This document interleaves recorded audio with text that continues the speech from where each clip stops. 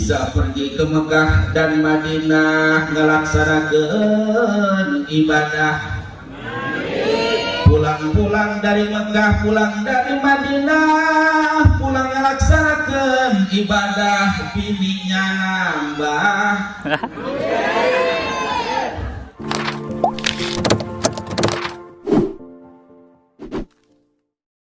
Ku menangis bila ingat wajahmu, hanya aku sangat merindukanmu.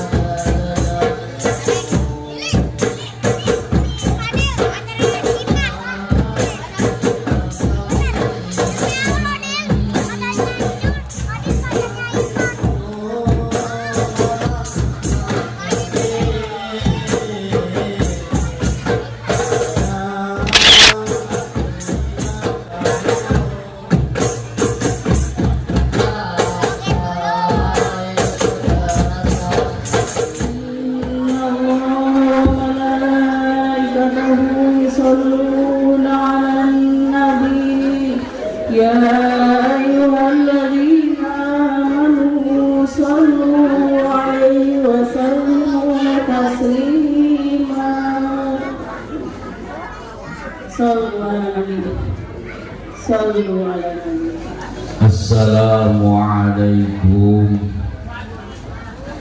warahmatullahi wabarakatuh.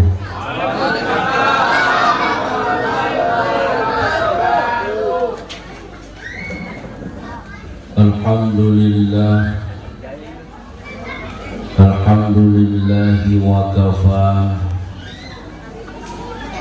Wassalatu wassalamu ala sayyidina Muhammadin Mustafa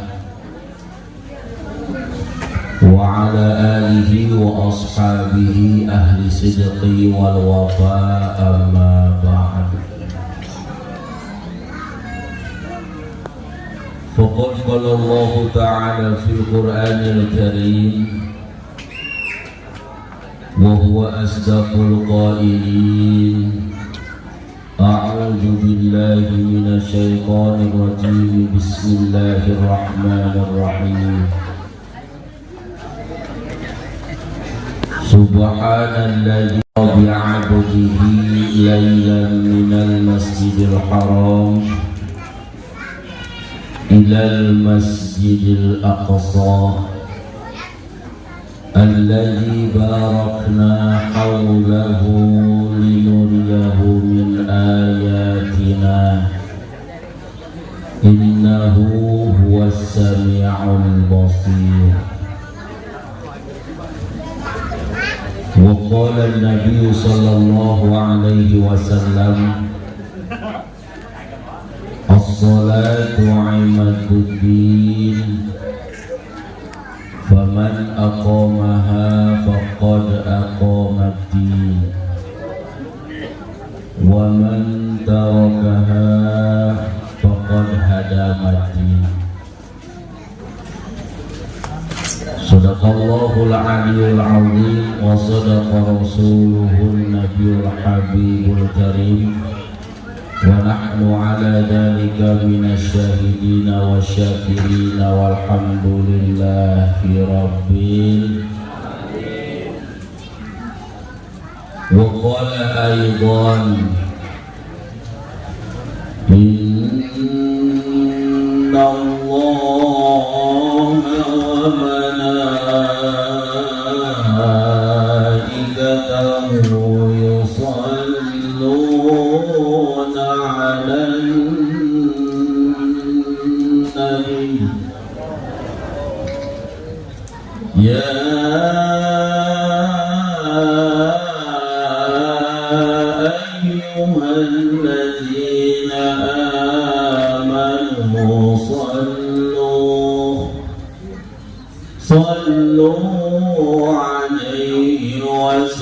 وسلموا تسليما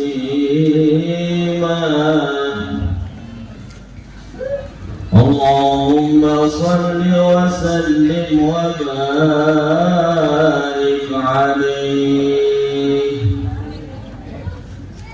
صلاة الله سلام الله على طه رسول الله صلاة الله سلام الله على ياسين حبيب الله سدينا صلاة الله سلام الله على طه رسول الله صلاة الله سلام الله على ياسين حبيب الله توسلنا بسم الله وبالهدي رسول الله توسلنا بسم الله وبالهدي رسول الله وكل مجاهد لله بأهل البدر يا الله صلاة الله سلام الله على طه رسول الله صلاة الله سلام الله على ياسين حبيب الله إلهي سلم الأمة من الآفات والإقمام إلهي سلم الأمة من الآفات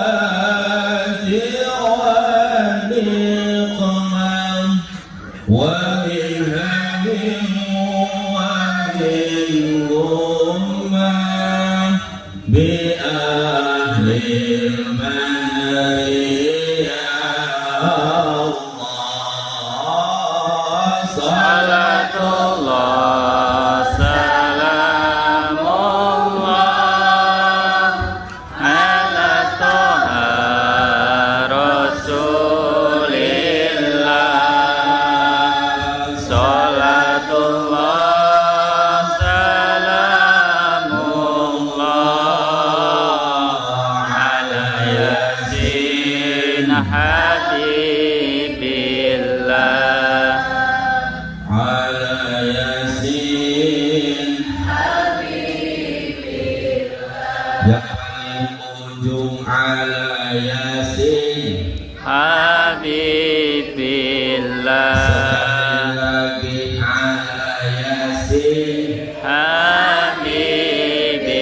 Habibillah mudah-mudahan dengan wasilah kita membaca salawat kepada Kanjeng Rasulullah sallallahu alaihi wasallam kita semua yang ada di sini diberikan keberkahan oleh Allah Subhanahu wa taala. Amin. Allah jadikan keluarga kita keluarga yang sakinah, mawaddah warahmah. Allah jadikan anak keturunan kita keturunan yang soleh dan solehah. Amin. Allah berikan kita semuanya rizki yang barakah, halal serta berkah. Bisa pergi ke Mekah dan Madinah. Bisa pergi ke Mekah dan Madinah ngelaksanakan ibadah. Pulang dari Mekah, pulang dari Madinah, pulang ngelaksanakan ibadah, bininya nambah. Tadi madam udah mau bilang hai, kagak jadi. Maksudnya mah mudah-mudahan pulang dari Mekah, pulang dari Madinah ngelaksanakan ibadah, bininya nambah solehah. Amin ya Allah ya Rabbal. Sebentar wajah. Ampun. Para jemaah sekalian yang dirahmati oleh Allah Subhanahu wa taala. Hadratil kiram wal muhtaram, para alim yang ulama, para sesepuh, para tokoh masyarakat, terkhusus yang saya hormati Ketua DKM Masjid Nurul Huda Bapak Ustadz Ibrahim, yang saya hormati Bapak Haji Edi Sasono, yang saya hormati Bapak Haji Udeh Abdurrahman di absen ya mah. Yang saya hormati Bapak Haji Yoyon, yang saya hormati Bapak Ustadz Muhammad Soleh, yang saya hormati Bapak Ustadz Agus, dan yang saya hormati Bapak Ustadz Mukhlisin. Ada nggak? Oh nggak ada. Mudah-mudahan dan tak lupa yang mohon maaf tidak saya sebutkan satu persatu, namun tidak mengurangi rasa hormat dan ta'zim saya.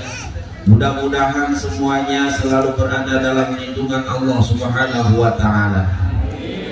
Allah berikan kesehatan, Allah berkahi keluarganya, Allah berkahi rezekinya, dan ketika wafat mudah-mudahan dalam keadaan husnul khotimah. Amin ya Allah ya Rabbal. Tak lupa pula yang saya hormati segenap aparatur pemerintah, baik sipil maupun militer, minal adna ilal a'la, terkhusus yang saya hormati Bapak RW Rianto. Ayo Bapak RW na. Ayah, mana Bapak RW? Ayah.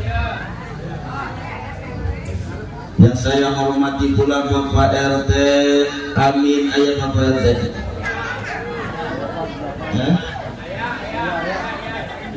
Apalagi kampanye amin.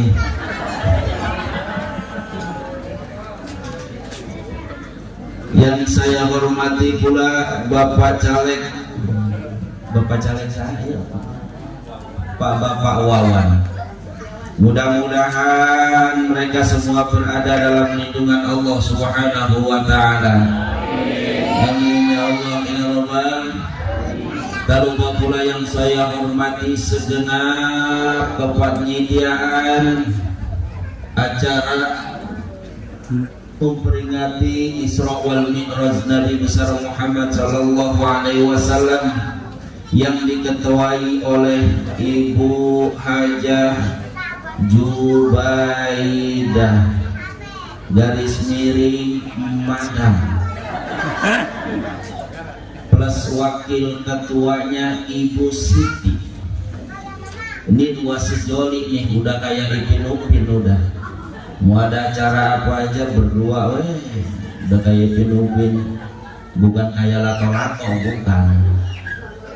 Kita doakan mudah-mudahan di panitia yang sudah berkorban harta, berkorban tenaga, berkorban waktu, berkorban pikiran, mudah-mudahan dibalas oleh Allah Subhanahu wa taala dengan pahala yang berlipat ganda. Amin ya Allah ya Rabbal. Ini masalahnya acara seperti ini teh butuh modal, betul kagak? Di situ aja. Kudu adanya biaya, betul.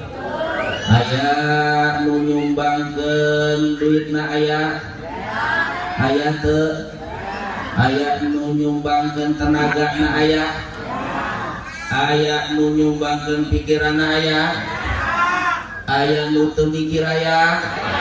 Mana jeung mana? Mudah-mudahan nu teu mikir menangkeun hidayah di Gusti Allah. Amin ya Allah ya Rabbal.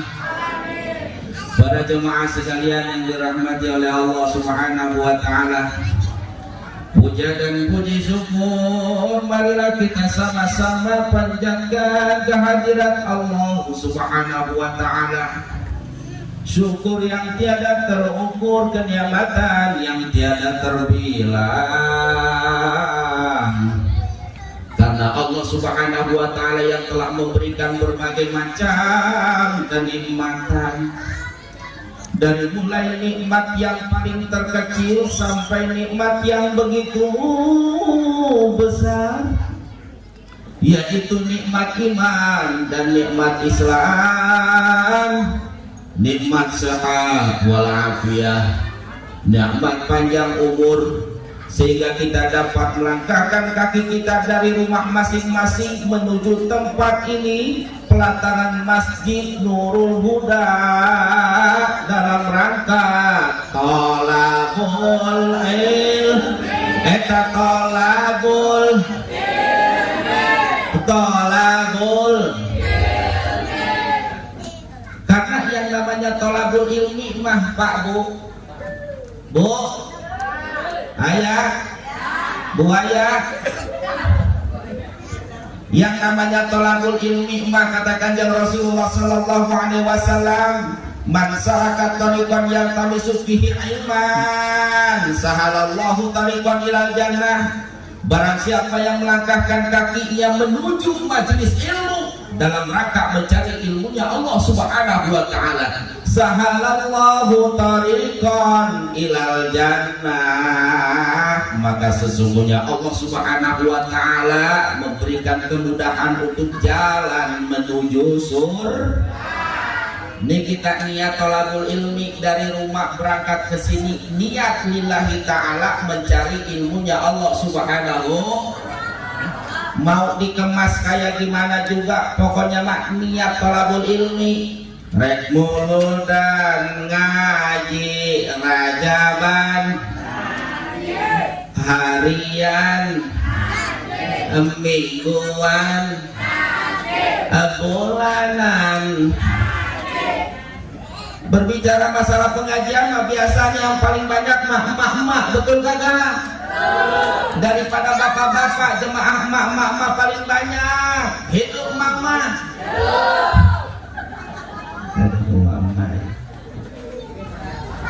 Atau di mana-mana emak-emak, ibu-ibu yang paling banyak jemaahnya mah.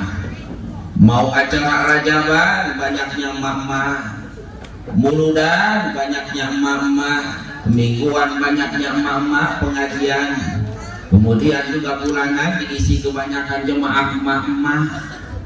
Ibu-ibu mah rajin pengajian, hampir tiap hari, hampir tiap minggu datang ke pengajian. Bapak-bapak mah jarang. Pak, woi, ini sekarang udah ada pengajian di sini ya. Emang tiap minggu ada ya? Apa tiap bulan sini ya? Tiap bulan, alhamdulillah. Emak-emak yang paling rajin di mana-mana kebanyakan tuh jemaah emak-emak. Atau emak-emak masih belum, gurunya datang, ustadznya datang, kiainya datang, biasanya suka baca sholawatan dulu emak-emak. Baca sihir-sihiran, puji-pujian. Eling kasadaya nyiar ilmu anu mulia moal bisa restimuna sehingga genep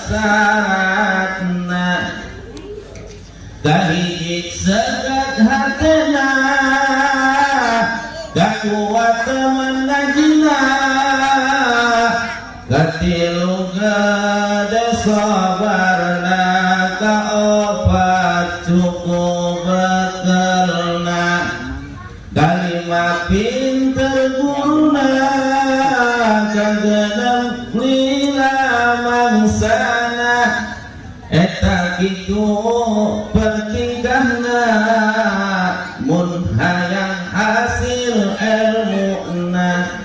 Itu tak ibu-ibu masa sebelum ngaji, ibunya belum datang, sholawatan, baca syairan, baca puji-pujian. Di perumahan juga ada pengajian. Di perumahan mah bukan hanya sebatas orang Sunda, orang Jawa ada, orang Sulawesi ada, orang Jakarta ada. Sama di sono juga kalau gurunya belum datang mah suka baca sholawat, suka puji-pujian. Kata ibu-ibu majlis taklim di rumahan mah, ibu-ibu sekalian, hari ini pengajian jangan sampai dilupakan. Karena itu kewajiban dibalas sama ibu-ibu yang nggak ngaji. Kebetulan dia lagi nyuci. Ibu-ibu saya kagak ngaji karena saya lagi nyuciin kolor suami. Suami mengampal 3 kali. Aduh, eta masalah tina termakai pempes meren. Astagfirullahaladzim. Tuh gitu ibu-ibu marati di mana-mana pengajian ibu-ibu ada. Mudah-mudahan sing diistiqomahkeun, amin. Mudah-mudahan panjang umurnya, amin. Para hadirin sekalian yang dirahmati oleh Allah Subhanahu wa taala. Pada kesempatan malam yang berbahagia ini, syukur alhamdulillah kita di sini niat ngaji dalam rangka memperingati peringatan Isra wal Mi'raj Kanjeng Nabi besar Muhammad sallallahu alaihi wasallam. Allah Subhanahu wa taala aina mengaji rada serius satu. Allah Subhanahu wa taala telah mengutus 313 rasul, 124.000 nabi. Dari 313 rasul, 124.000 nabi, yang diberikan mukjizat yang paling banyak adalah Kanjeng Nabi besar Muhammad sallallahu alaihi wasallam. Berapa yang Allah berikan mukjizat kepada Kanjeng Rasulullah sallallahu alaihi wasallam?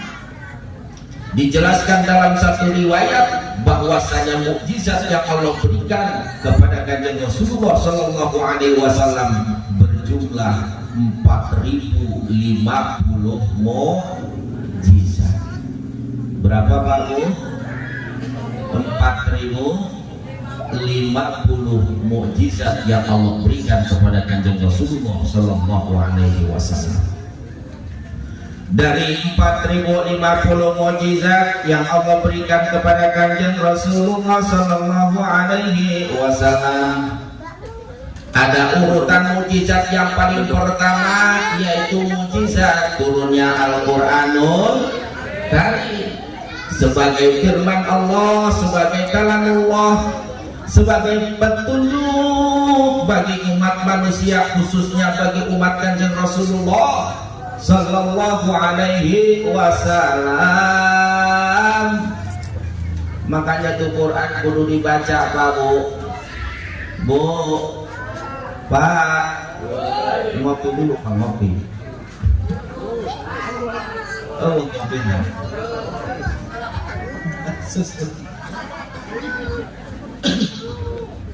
Tuh yang namanya Quran kudu dibaca, jangan cuma disimpan. Ya, kadang kita mah hafalin Quran cuma buat ngusir setan. Hafal apa namanya itu ayat kursi buat ngusir setan. Nih anak-anak kita nih, ya, itu tanggung jawab kita sebagai orang tua. kudu bisa ngaji tuh bocah, jangan dibiarin. Andaikan anak nggak bisa ngaji, maka nanti kita di hadapan Allah Subhanahu wa Ta'ala akan diminta pertanggungjawabannya. Bukan tugas seorang ustaz.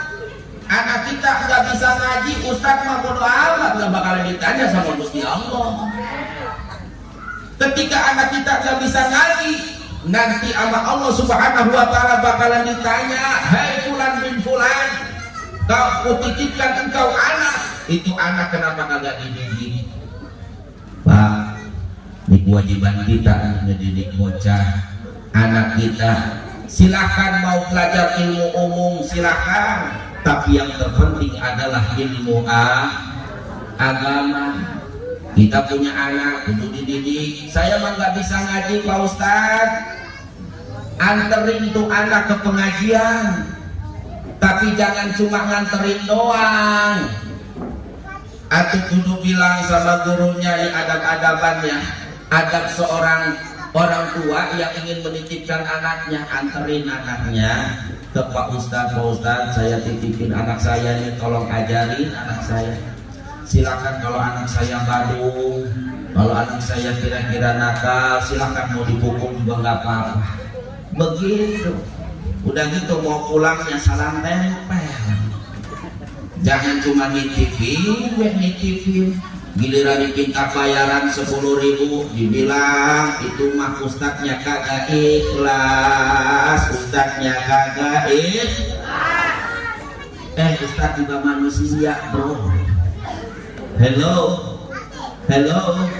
Ustadz juga manusia, diminta bayaran 10.000, 20.000, 30.000, itu orang tua kagak mau ngeluarin, padahal buat gaji itu anak. Bu, ayah begitu di dia ayah, mana jelmana? Jangan pelit sama guru mah. Ya, ini anak kita bisa ngaji, itu bakalan bahagia kita sebagai orang tua dunia dan akhirat. Kita punya anak 3 misalkan, yang satu umur 4 tahun, yang satu kelas 1 SD, yang satu umur kelas 3 SD misalkan. Tiga-tiganya kita antarin ke majelis taklim, belajar baca Quran. Pulang-pulang teh ditanya, Jang, iya abah ngaji naon Jang? Baru diajari alif-alif Pak, sampai alif beneran. Coba emang Jang udah bisa baca alif batasah? Bisa abah, alhamdulillah diajarin sama Pak Ustadz Agus. Coba Jang, abah mau ngetes nih, abah tasa dikasih harkat fathah, bisa nggak Jang? Bisa tuh abah. Abah tasa jahah dada raja sasyasah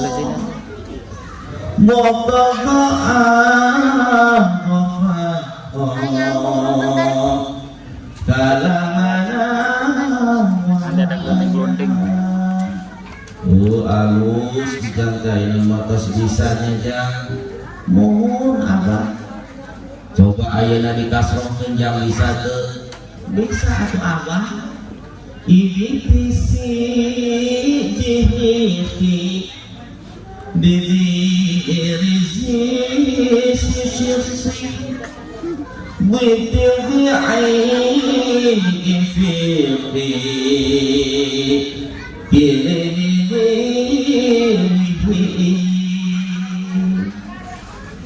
harus sampai motos bisa. Coba Jang ayeuna didomakeun bisa teh Jang? Bisa tuh abah. Coba cek abah nate. Ubutuzu juhuhu dudur susu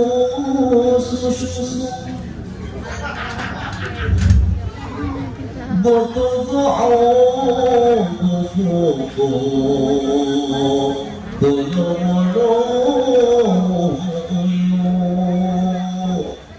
tos bisa aya nama ujang, abatasa tos bisa, iditisi tos bisa, ubuntutu tos bisa. Tiga-tiganya udah pada bisa baca Quran.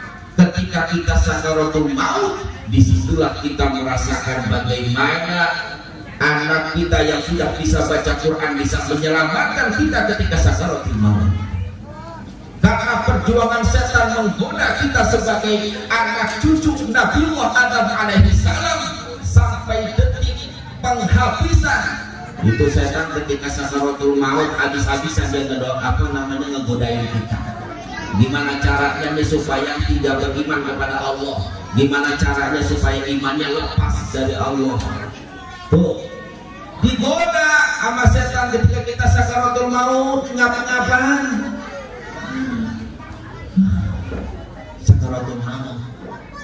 Sakaratul maut ya. Kita sakaratul maut Pak, ngap-ngapan mau dicabut nyawa kita. Itu anak kita yang tadinya umur 4 tahun diajarin sama bapak ustadz, sekarang udah rada besar, udah bisa baca Quran. Ketika kita sakaratul maut, anak kita datang sambil bawa Quran, duduk di sebelah kanan kita lagi nyapa-nyapa. Sakaratul maut, baca Quran tuh anak kita sebelah kanan kita. A'udzu billahi minasyaitonir rajim. Bismillahirrahmanirrahim. Yasin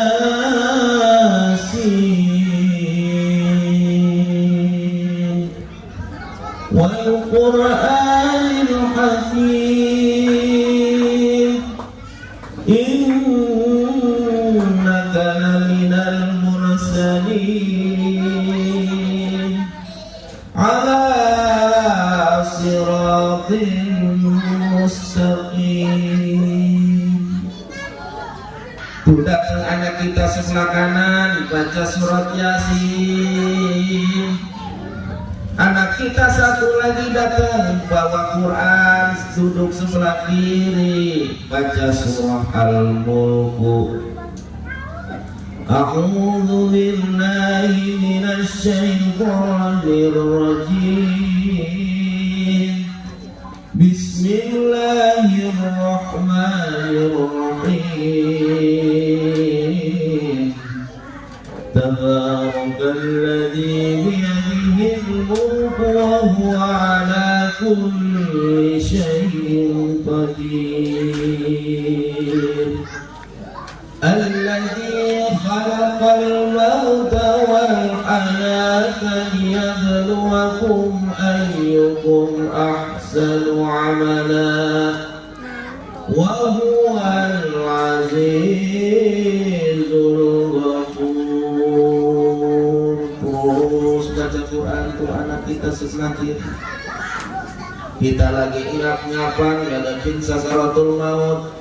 Yang sebelah kanan baca surat Yasin, yang sebelah kiri baca surat Tabarak. Anak yang paling gede datang nuntun kita di akhir hayat kita, nuntun kita. Kata anak kita yang terakhir sambil dideketin ke kuping kita nih yang lagi sakarat, nyebut la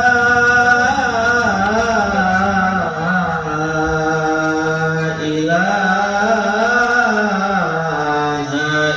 illallah. Itu kita lagi ngapa-ngapa. La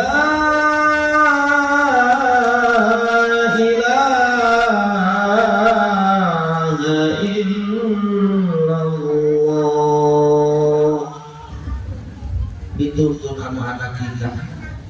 Akhirnya apa, kita pun bisa ucapin la ilaha illallah.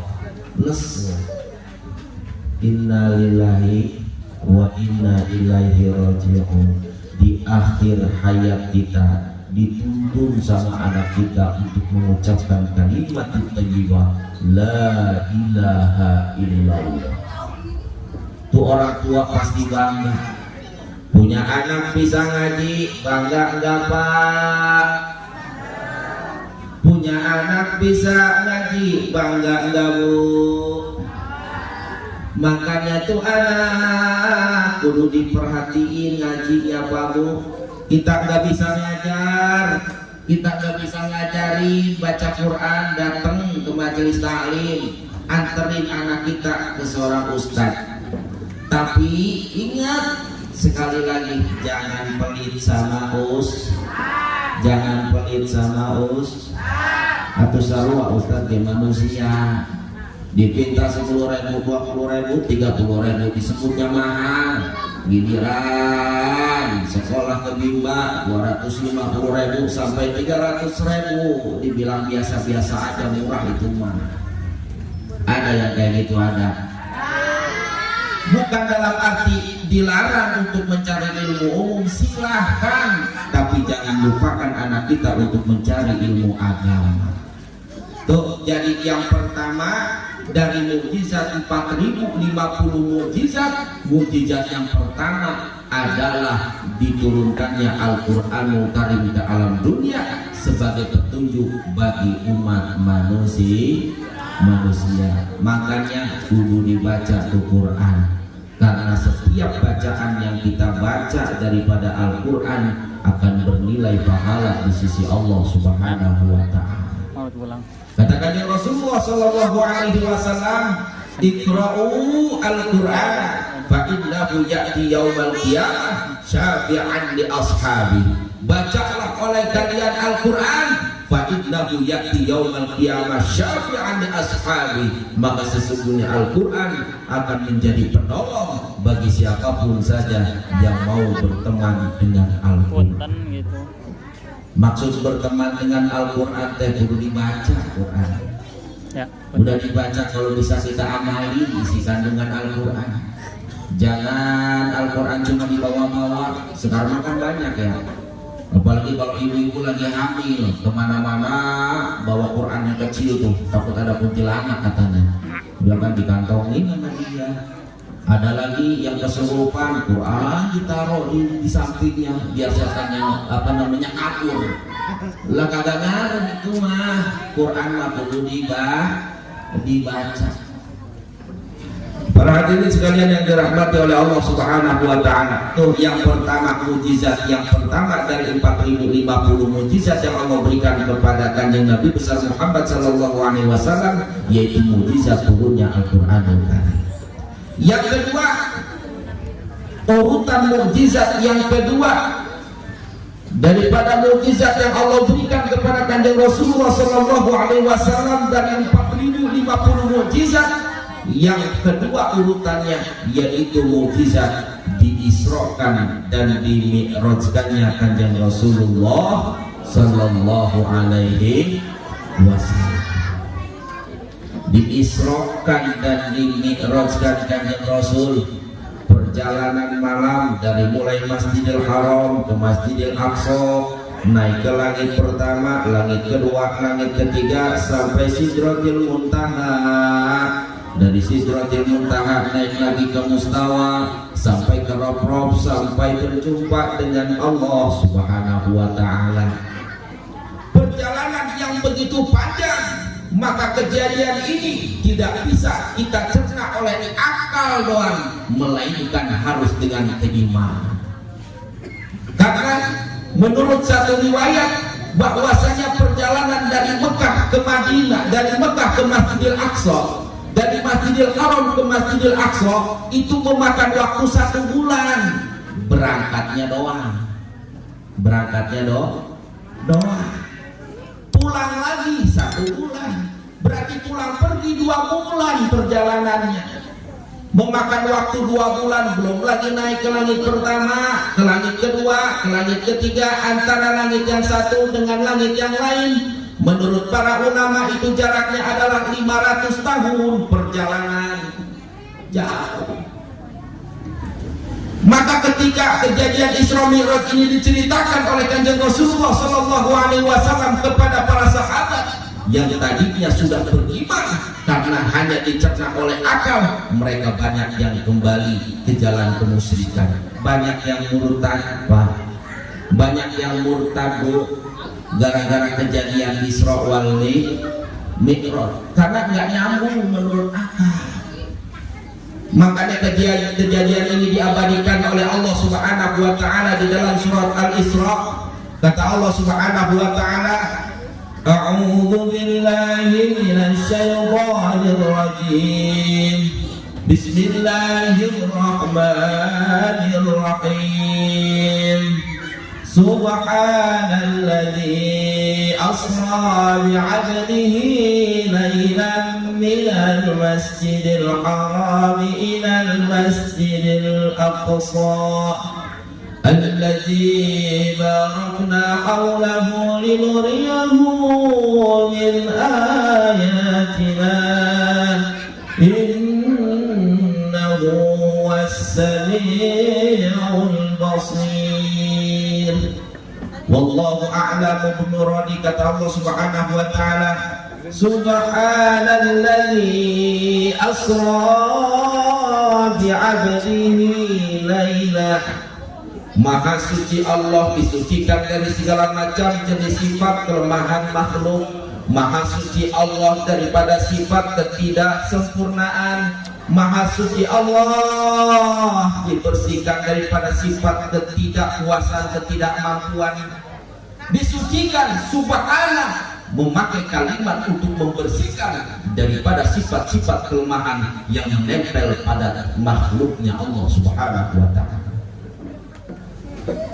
Subhanalladzi asra bi'abdihi laila.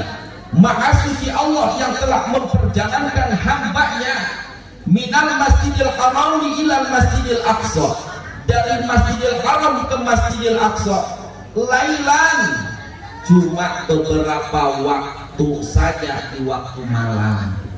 Jadi enggak full satu malam. Karena kalau menurut ilmu santri lailan segatnya isim nakiroh menunjukkan bahwasannya waktunya bukan full satu malam, melainkan cuma beberapa jam saja. Makanya perjalanan Isra wal Mi'raj Kanjeng Rasulullah sallallahu alaihi wasallam dimulai habis kisah datang sebelum waktu subuh. Kanjeng Rasul sudah datang balik lagi ke kota Mekah. Sungguh sangat luar biasa kejadian Isra wal Mi'raj. Lailan minal masjidil haram ilal masjidil aqsa, perjalanan dari masjidil haram ke masjidil aqsa alladzi barakna haulah linuriyahu min ayatina. Hikmahnya Allah memperjalankan Kanjeng Rasulullah sallallahu alaihi wasallam linuriyahu min ayatina, kata Allah Subhanahu wa taala, untuk memperlihatkan tanda-tanda kekuasaan Allah. Perjalanan Isra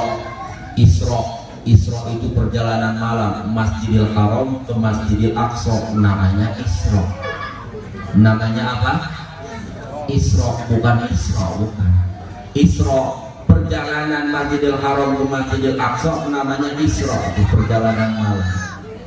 Linuriyahu min ayatina, Allah ingin memperlihatkan tanda-tanda kekuasaannya kepada Kanjeng Rasulullah sallallahu alaihi wasallam. Makanya ketika melakukan perjalanan Kanjeng Rasul melihat berbagai macam kejadian. Ada yang melihat oleh Kanjeng Rasul, ada suatu kaum di mana kaum tersebut palanya dipukul, hancur lebur hidup kembali, dipukul sendiri pakai palu godong, hancur lebur hidup kembali, dipukul lagi pakai godong, terus hancur lebur, dikembalikan kembali seperti semula, pukul lagi hancur lebur, terus. Akhirnya Kanjeng Rasulullah sallallahu alaihi wasallam bertanya kepada malaikat Jibril, "Wahai Jibril, itu siapa? Jibril siapa?" Yang mana Muhammad? Tuh umat yang mana dia megang palu godong, mukul kepalanya sendiri, hancur lebur, dikembalikan lagi oleh Allah Subhanahu wa taala, dipukul lagi terus dan terus sampai yaumul qiyamah, enggak ada batasan.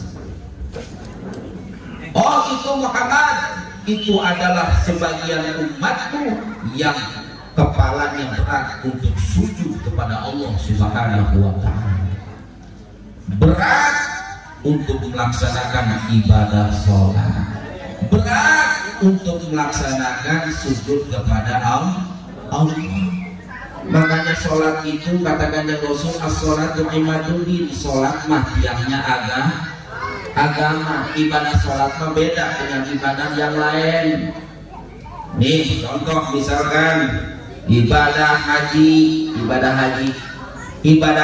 mah diwajibkan bagi orang yang mempunyai sifat istitoah, artinya mampu. Hanya untuk orang-orang yang mampu punya ongkosnya berangkat haji, wajib tuh orang-orang kaya. Hukumnya wajib ibadah haji. Tapi bagi kita yang nggak punya ongkos, nggak punya kesempatan istitoah, duit nggak punya, warisan nggak punya, maka kita tidak wajib melaksanakan ibadah haji. Tapi sholat tuh nggak kayak gitu, mau miskinkah, mau kayakah, tetap yang namanya sholat mah itu mah kudu dilaksanain, alias kewajiban dari Allah Subhanahu wa ta'ala. Tuh ibadah sholat mah beda dengan ibadah yang lain. Kemudian kita lihat puasa, sholat beda dengan puasa. Puasa wajib bagi setiap muslim yang berakal dan sudah balik. Bila mana kita melakukan suatu pergi-pergian jauh, niatnya untuk silaturahim misalkan, niatnya untuk thalabul ilmi, niatnya untuk hal-hal yang tidak dilarang oleh Allah Subhanahu wa ta'ala. Misalkan kita berangkat dari Terawang mau ke Jawa, niatnya silaturahim ke orang tua, niatnya pengen thalabul ilmi. Kita lagi puasa bulan Ramadan, diperbolehkan kita untuk buka puasa. Boleh kagak puasa? Musafir, kita musafir nih, pergi ke Jawa, jaraknya kan udah ratusan kilo dari sini ke Jawa. Boleh nggak kita nggak puasa? Hello, boleh kagak? Boleh. Musafir, tapi kudu dikodok. Tapi sholat mah mau kita mukimin gak kemana-mana, mau kita musafir lagi bepergian jauh ke Jawa ataupun ke luar negeri sekalipun, tetap yang namanya sholat mah wajib. Tuh beda, sholat beda dengan ibadah haji, sholat beda dengan ibadah puasa, sholat pun beda dengan ibadah zakat. Zakat, kewajiban zakat hanya diperuntukkan untuk orang yang sudah mencapai nisab dan juga haul. Haul itu 1 tahun. Manjait punya harta, misalkan punya sawah ataupun nyihidun punya emas di lemari 5 kilogram emas. Nah ketika sudah mencapai nisab emas wajib zakat, kemudian sudah mencapai haul perputaran 1 tahun, itu wajib zakat.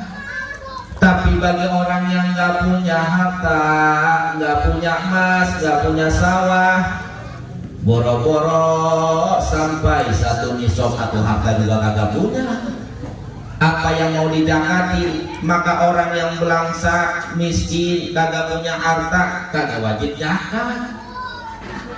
Ya. Tapi sholat mau kaya, mau miskin, mau senang, mau sedih, sholat mau wajib. Tuh orang yang kagak sholat nanti di akhirat, katakannya Rasulullah SAW, sesuai dengan apa yang diperlihatkan oleh kanjeng Rasulullah ketika kanjeng Rasul melaksanakan Isra wal Mi'raj, nanti di akhirat tuh kepalanya bakalan dipukulin.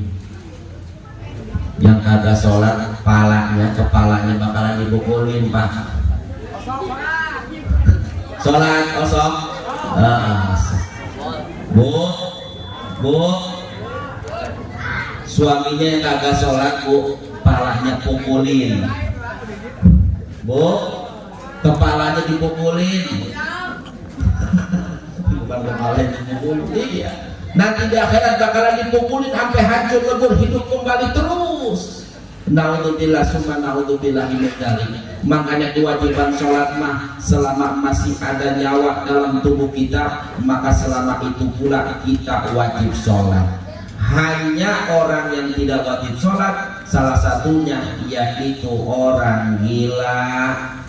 Satu, orang gila, orang yang hilang akalnya, udah kagak sempurna, akal udah kagak ingat, dia joget-joget, sambil telanjang, orang gila. Orang gila kagak wajib sholat. Terserah kalau bapak-bapak kagak mau sholat, jadilah orang. Iya.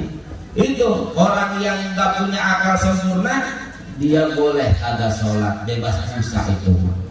Para jemaah sekalian yang dirahmati oleh Allah Subhanahu wa taala, jadi intinya perjalanan Isra wal Mi'raj kanjeng Rasulullah sallallahu alaihi wasallam, kata Allah Subhanahu wa taala, linuriyahu min ayatina, kami akan memperlihatkan tanda-tanda kekuasaan kami kepada kanjeng Rasulullah sallallahu alaihi wasallam, melewati 3 alam, alam nasur, kemudian alam malakut, naik lagi ke alam lahut. Alam nasur, perjalanan kanjeng Rasul dari Masjidil Haram ke Masjidil Aqsa, itu naik buruk. Naik apa? Buruk. Kenapa dikatakan buruk? Diambil dari kata barkun, artinya kilat. Itu kecepatan buruk melebihi kecepatan kilat. Di dalam kitab Ad-Dardir, karangan Imam Syekh Ad-Dardir mengatakan bahwasanya itu buruk kecepatannya sepanjang mata kita memandang. Kalau misalkan kita di lapangan nih, lapangan luas, ya kita mandang tuh, misalkan sampai sono Purwakarta atau ke Gunung Loji nih, kita kelihatan sampai Gunung Loji, itu buruk kecepatannya sampai Gunung Loji. Sepanjang kita memandang, loncat pertama kali langsung, saking cepatnya tuh buruk. Perjalanan alam nasut melewati, yaitu perjalanan alam nasut, alam manusia, Masjidil Haram ke Masjidil Aqsa.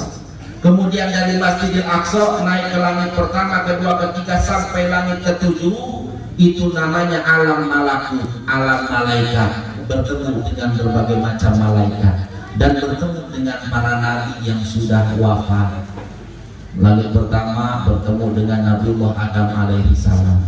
Di langit kedua bertemu dengan Nabiullah Isa dan Nabiullah Idris alaihissalam. Terus di langit ketiga bertemu dengan Nabiullah Ibrahim alaihissalam. Terus sampai langit ke-7, itu alam malakut namanya.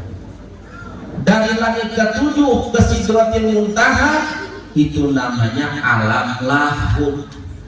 Makanya malaikat Jibril mengantarkan kanjeng Rasulullah sallallahu alaihi wasallam sewaktu Isra wal Mi'raj, itu hanya sampai di langit yang ke-7. Ketika kanjeng Rasul mau naik ke Sidratil Muntaha, itu malaikat Jibril izin, wahai Rasul, saya tidak diizinkan untuk naik terus nganterin kamu. Kenapa wahai Jibril? Ini tubuh saya nggak bakalan kuat kalau diterusin. Nggak percaya kanjeng Rasul, akhirnya ditunjukin oleh malaikat Jibril. Ketika malaikat Jibril melangkahkan kakinya mau naik ke Sidratil Muntaha, terbakarlah malaikat Jibril. Menurut satu riwayat jadi mengecil. Itu badannya malaikat Jibril kan besar warnanya. Sayapnya dari Masyriq wal Maghrib, bisa menutupi antara barat dan timur dan barat. Begitu besar jasad tubuhnya malaikat Jibril. Tapi ketika mau naik Sidratil Muntaha nggak diizinin sama Allah. Hanya kanjeng Rasulullah sallallahu alaihi wasallam yang diizinin untuk naik ke Sidratil Muntaha. Itu namanya alam lahut. Dari Sidratil Muntaha naik lagi ke Mustawa, disitulah terdengar suara Allah Subhanahu wa taala. Langsung sujud kanjeng Nabi Muhammad sallallahu alaihi wasallam, maka disitulah mendapatkan perintah yang namanya sholat. Perintah apa? Sholat. Oh, berarti Allah itu ada di atas. Nah, buktinya kanjeng Rasul Isra Mi'raj ke atas. Kan kita pikirannya kayak gitu ya. Berarti Allah ada di atas kalau gitu mah. Buktinya itu Kanjeng Rasul Isra Mi'raj mendapatkan perintah sholat kudu naik ke atas langit. Oh maaf, bukan dalam arti Allah itu ada di atas, karena Allah masih sifatnya mukhalaqatul lil hawadisi, berbeda dengan sifat makhluknya, tidak butuh yang namanya tempat, mau di atas, mau di bawah, mau kanan, mau kiri, mau depan, mau belakang. Allah mah terbebas dari yang namanya tempat, ruang dan waktu. Maka dalam hadis dikatakan ketika Kanjeng Rasulullah Shallallahu Alaihi Wasallam ditanya oleh Sayyidatuna Aisyah, wahai Rasulullah, ketika engkau melaksanakan Isra wal Mi'raj, apakah engkau melihat Allah? Apa kata Kanjeng Rasulullah Shallallahu Alaihi Wasallam? Saya tidak melihat Allah, yang saya lihat adalah cahaya di atas cahaya. Jadi tidak melihat datanya Allah Kanjeng Rasulullah. Terbukti bahwasanya Allah mah nggak butuh tempat. Lah kenapa kudu ke atas? Tadi linuriyahu min ayatina, untuk memperlihatkan kepada Kanjeng Rasul tanda-tanda kekuasaan kami. Ini ciptaan Allah di bumi seperti ini, ciptaan Allah di langit itu ternyata banyak para malaikat. Gitu mau nunjukin ke Kanjeng Rasul. Terus kenapa kalau kita ngedoa itu kudu ke atas? Betul kata? Berarti kan Allah ada di atas. Kiblatnya doa itu ke atas. Atas itu menunjukkan kiblatnya doa. Kiblatnya sholat kita Ka'bah. Kiblatnya ngedoa atas. Makanya kita ketika ngedoa itu ke atas mintanya. Bukan dalam arti Allah ada di atas. Enggak. Nah inilah tauhid yang harus kita perbaiki ya. Jangan sampai kita beranggapan bahwasanya ketika Kanjeng Rasulullah Shallallahu Alaihi Wasallam melaksanakan Isra wal Mi'raj, naik ke atas, bertemu dengan Allah, mendapatkan perintah sholat, berarti Kanjeng Rasul melihat Allah Subhanahu Wa Taala dan menyatakan dalam hatinya bahwa Allah itu ada di atas. Dan laisa kamitslihi syai'un, bahwa Allah itu tidak serupa dengan apapun yang Allah ciptakan. Allah tidak butuh dengan apapun. Qiyamuhu binafsihi. Maka perintah sholat ini merupakan kewajiban yang sungguh sangat luar biasa. Bahkan dikatakan tadi as-sholatu imadun, sholat itu adalah tiarnya agama. Faman aqamaha faqad aqamati wa man tarakaha faqad hadamati. Bagi siapa yang mendirikan sholat, maka sesungguhnya dia telah mendirikan agama. Wa man tarakaha faqad hadamati. Bagi siapa yang meninggalkan sholat dengan sengaja, faqad hadamati, maka sesungguhnya dia telah menghancurkan agamanya. Bahkan dalam satu riwayat dikatakan, barang siapa yang meninggalkan sholat secara sengaja, faqad kafara, orang tersebut sudah dihukumi kafir. Na'udzubillah summa na'udzubillah min. Ya, mudah-mudahan kita yang berada di sini selalu mendapatkan taufik dan hidayahnya dari Allah Subhanahu Wa Taala. Inti daripada peringatan Rajab ini, jangan lupa di masjid kudu dipenuhin, Pak. Jangan sampai nih ngomongin tentang Rajaban tiap tahun kita memperingati Rajaban tapi sholat kagak mau. Udah sholat mau Rajaban namanya jemaah kagak mau. Akhirnya ujung-ujungnya sepi masjid. Iya. Bahkan ngomongin Rajaban peringati Rajaban, ngadirin acara Rajaban sampai sekarang ada yang belum sholat isya. Ada yang belum sholat isya. Aku yang hadirin acara Rajaban, ini Rajaban nggak sholat, tapi hadiran ke sini agak sholat terus aja bohong.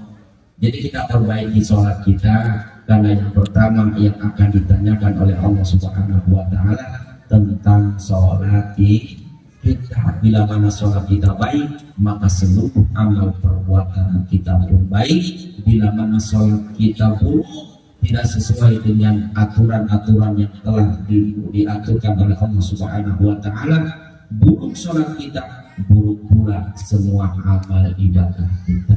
Mudah-mudahan Allah Subhanahu Wa Taala selalu memberikan bimbingan kepada kita semuanya, istiqomah dalam ibadah. Allah berkahi umur kita, dan Allah wafatkan kita semuanya dalam keadaan husnul khatimah. Amin ya Allah ya Rabbal alamin. Itu saja yang bisa saya sampaikan. Kurang lebihnya saya mohon maaf. Bila mana ada kata-kata yang salah, mohon dibukakan pintu maaf yang sebesar-besarnya. Wabillahi taufiq wal hidayah. Wassalamualaikum warahmatullahi wabarakatuh. ربنا بنور هدايتك لنا ونرضى بنور شمسك وقمرك أبدا أبدا. اللهم بارك لنا في رجب وشعبان وبلغنا رمضان. اللهم بارك لنا في رجب وشعبان وبلغنا رمضان. اللهم بارك لنا في رجب وشعبان وبلغنا رمضان. ربنا اغفر لنا ذنوبنا ووالدينا وارحمهم كما ربونا صغارا. ربنا هب لنا من ازواجنا وذرياتنا قرة اعين واجعلنا للمتقين اماما. ربنا آتنا في الدنيا حسنة وفي الآخرة حسنة وقنا عذاب النار. سبحان ربك رب العزة عما يصفون وسلام على المرسلين والحمد لله رب العالمين. Wassalamualaikum warahmatullahi wabarakatuh. Alhamdulillahirrahmanirrahim. Demikianlah Muhammad sallallahu alaihi wasallam. Satu hal yang paling utama melihat